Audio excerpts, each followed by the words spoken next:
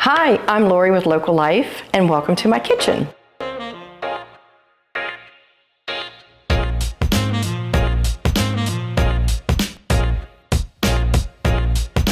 So what's on the menu for today? I thought I would make something really special, a great side dish, scalloped potatoes. Everybody that knows me knows that I love potatoes. I like potatoes anyway. I like them all different ways. But one of my favorite things for the weekend is to make a nice side dish of scalloped potatoes. So I thought I would do that. It took me a while to master, I must admit. It took me a while, but I think I did it and I'd like to share it. So let's go ahead and get started. The first thing you want to think about when you do any type of a recipe with potatoes is what kind of potatoes to use. They all have different starch contents, so the starchier they are, they work with better, different recipes.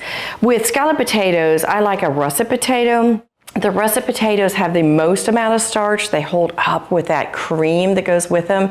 And they just, as the starch breaks down with the cream in the oven, it makes just amazing, luxurious type of a gravy that goes with the scalloped potatoes. Not a gravy, but you know what I mean. With this recipe, I use 3 russet potatoes. I peel them, put them in water while you're waiting because they do oxidize really fast and they'll turn pink before you get to put them into the oven.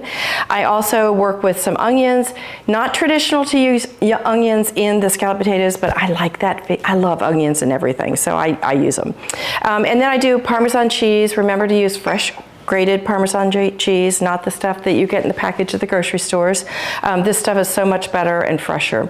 And then I like salt, pepper, and dill. I traditionally use the dill that I get from Spice Islands, but when you do something special, using fresh dill makes it special. How many times can I say special in one segment? Anyway, then you also have cream. And I also use my best piece of equipment I can use to do scalloped potatoes. It is a mandolin. It is dangerous. And yes, I have hurt myself on this. So you only hurt yourself once on a mandolin, and then you learn that this little thing, the guard, is everything. So let's go ahead and get started. I'll take about 2 cups of cream. And what I like to do, because the potatoes do oxidize, is I like to put the cream in the bowl first. And then I set my mandolin. It's not very pretty, but I do it. And what I do is I start without the guard because it's hard to stick the guard up top there. You'll hurt yourself more. And I just start shaving these into the bowl. And with the mandolin, you want your potatoes to be about 1/8 of an inch. They need to have some substance, but about 1 inch works. Then when you get to this point where you're like, okay, this is starting to scare me, then you get your guard. Whoops, sorry, is that really loud? Oops. So you get your guard, you put your guard on, and then you just continue, sorry. This is why I love a mandolin. There we go. Then you have that done, and you do your next one. Okay, so put that away, which is done with the scary part, which is great. And now what you want to do is just start layering. I like to do scalloped potatoes like a lasagna. I layer them. I layer my onions, I layer the cheese, the potatoes. It's kind of fun. If you have grandkids or children, they can help you do this. It's nothing magical to it. If you use sweet potatoes, with this I do a layer of sweet potatoes and then a layer of regular potatoes, and actually it turns out pretty great. I like it. So keep doing this.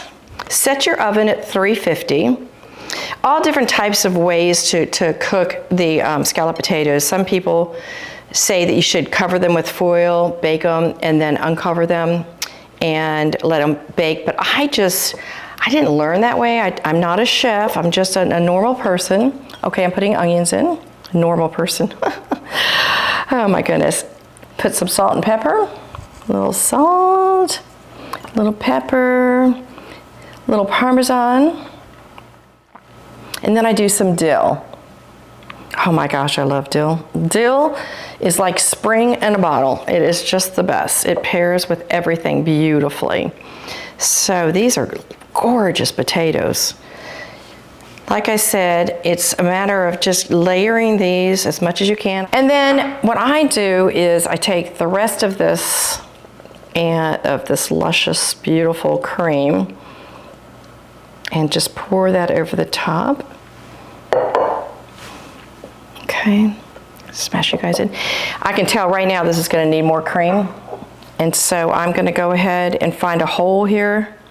There are little pockets that you can see, because you want the cream to go up just about halfway up your potatoes. Cream always bakes down, so that if you have too much, just keep baking it. You can't hurt it anyway.